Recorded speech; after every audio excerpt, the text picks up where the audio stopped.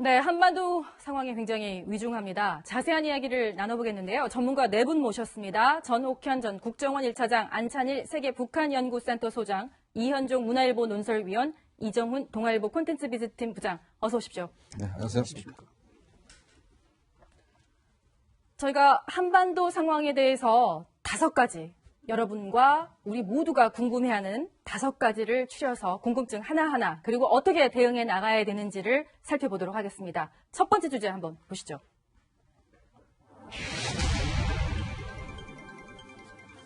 (6차) 핵실험 사상 최대 규모. 우리 시간으로 오늘 오후 3시 반 북한 조선중앙TV가 오늘 핵실험의 결과에 대해서 발표했습니다. 먼저 그 얘기부터 한번 들어보겠습니다. 대륙간 탄도로켓 장착용 수소탄 시험에서 완전 성공! 조선노동당의 전략적 핵무력 건설 구상에 따라 우리의 핵과학자들은 9월 3일 12시 우리나라 북부 핵시험장에서 대륙간 탄도로켓 장착용 수소탄 시험을 성공적으로 단행하였다. 대륙간 탄도로켓 장착용 수소탄 시험에서의 완전 성공은 우리의 주체적인 핵탄들이 고도로 정밀화되었을 뿐 아니라 핵촌투부의 동작 믿음성이 확고히 보장되며 우리의 핵무기 설계 및 제작 기술이 핵탄의 위력을 타격 대상과 목적에 따라 임의로 조종할 수 있는 높은 수준에 도달하였다는 것을 명백히 보여주었으며 국가 핵무력 완성의 완결 단계 목표를 달성하는 데서 매우 의의 있는 계기로 된다. 자, 전옥형 차장님, 저 북한 조선중앙TV의 발표는 어떤 의미를 갖는 거죠? 지금까지 이제 북한이 그 핵 보유국이다. 네. 이거를 향해서 이제 계속 질주해 왔는데 지난 한 20여 년 이상을 이번 그 6차 핵실험을 통해서 북한이 공언해온 대로 또 북한 헌법에 명시한 대로 네. 이제는 사실상 핵 보유국의 지위를 거의 99.9% 완성했다. 네. 네, 이 정도로 그 심각한 대한민국에 있어서 네. 가장 그 위중한 안보 위협이 우리 현실적인 목전에 와 있는 그런 아주 엄중한 상황이다. 이렇게 말씀드릴 수 있습니다. 한마디로. 네.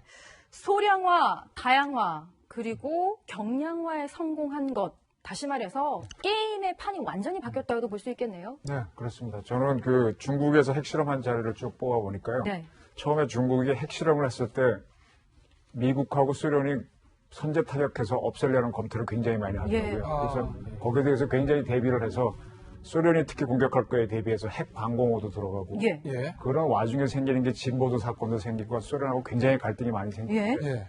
그러다가 저쪽에서 이제 중국에서 수소탄을 딱 쐈다고 하니까 미국이 전략을 바꾸더만요. 네. 중국하고 핑퐁 외교를 해가지고 중국을 내 편 만들어서 소련 붕괴 쪽으로 가더라고요. 네. 지금 북한이 지금 이춘희 아나운서 주장대로 수소폭탄을 완성했다면 미국과 대등한 수소폭탄은 미국과 대등한 수준이다. 밸런스 오브 호러 공포의 균형을 예, 잡은 예. 거죠. 따라서 예. 이제 미국하고 어떤 평화협정을 맺어서 상당한 경제 지원을 받아갖고 북한을 일으키면서 한국을 베트남 내지는 대만으로 만드는 그런 대전략이 가지 않을까 그런 우려가 좀 되고 있습니다. 자, 안찬일 소장, 이 또 풍계리입니다. 이 풍계리란 장소가 가지는 의미는 무엇이 있죠? 네, 그것은 뭐 1차 때부터 예. 이 함경북도 길쭉은 풍계리 예. 2,000m가 넘는 만탑산이 있고 전부 그 만탑산이요? 화강암으로 되어 있기 때문에 네. 아주 그 지하 핵실험으로서는 최적의 장소고 그러다 예. 보니까 북한은 지금까지 쭉 그 만탑산 거기서만 해왔고 뭐 이제 비공식 핵보유국이라고 자부하겠지만 앞으로도 네. 핵실험을 한다면은 그 장소에서 할 수밖에 없습니다. 그런데 지금 규모가 엄청나다는 얘기들을 하고 있잖아요. 네. 1차에서 5차까지도 물론 우려에 증폭되는 그런 상황이었지만 지난 5차 때와도 비교했을 때 그 위력이 굉장하다. 이거는 또 어떤 의미입니까? 아니, 그만큼 이제 이 폭탄의 위력 자체가 예. 우리가 상상할 수 없을 만큼 커졌다는 네. 것을 방증하고 있는 것인데요. 오늘 예. 기상청이 발표한 것은 규모 5.7로 이제 발표를 했습니다. 네. 지난번 5차의 경우에는 이제 5.0이었는데요. 예. 당시 5.0 정도에서 규모에서 보시면 10킬로톤 정도의 이제 10에서 20 정도 킬로톤 그러니까 지금 정도의 저 CG를 보니까 진도가 계속 이렇게 올라가고 그렇죠. 있군요. 처음에는 1킬로톤으로 출발했습니다만 네. 지금 이제 5차 같은 경우는 10킬로톤 정도에서 20킬로톤 정도 예. 그 정도의 이제 규모였다면 이번 같은 경우는 그거보다는 이 규모로만 보면 정확히 네. 한 5, 6배, 네. 많게는 10배까지의 어떤 규모가 커졌다라고 네, 볼 수 있는 대단하군요. 것이거든요. 네. 그렇다면 지금 나가사키에 떨어졌던 그 핵폭탄에 비해서 규모가 한 6, 7배 정도 더 6, 규모가 7배. 크다고 예. 볼 수가 있는 것이거든요. 그만큼 위력 자체가 우리가 지금까지 생각했던 것보다는 상상할 수 없이 컸고 또 네. 북한의 지금 발표가 이제 수소폭탄이라고 예. 했지 않습니까? 이게 네. 이제 소량화가 됐다는 것인데 아, 그만큼 어떤 그런가요? 그동안 우리 정부가 규정해놓은 레드라인을 넘었다고 볼 수 있는 예. 것이죠. 즉 ICBM의 성공과 함께 거기에 탑재할 수 있는 수소폭탄의 어떤 성공 이거는 결국은 레드라인을 넘었다 이렇게 또 표현할 수도 있을 것 같습니다. 그러니까 협상 국면에서 이게 슈퍼갑의 위치를 점하려고 하는 것 같기도 한데 그럼 지금 할 건 다 했다는 뉘앙스로도 들리는데요. 다음 노림수는 뭡니까? 북한은 또 다른 도발을 준비하고 있을까요? 그러니까 현재 이제 그 전쟁에 있어서 네. 가장 그 가공할 무기는 핵무기입니다. 예. 핵무기보다 더 무서운 무기는 없어요. 없죠. 네. 그렇기 때문에 핵 전쟁은 과거 2차 대전 때 미국이 일본에 투하한 이후에 네. 네. 한 번도 일어날 수가 없는 거예요. 네. 그 정도로 그 엄청난 무기거든요.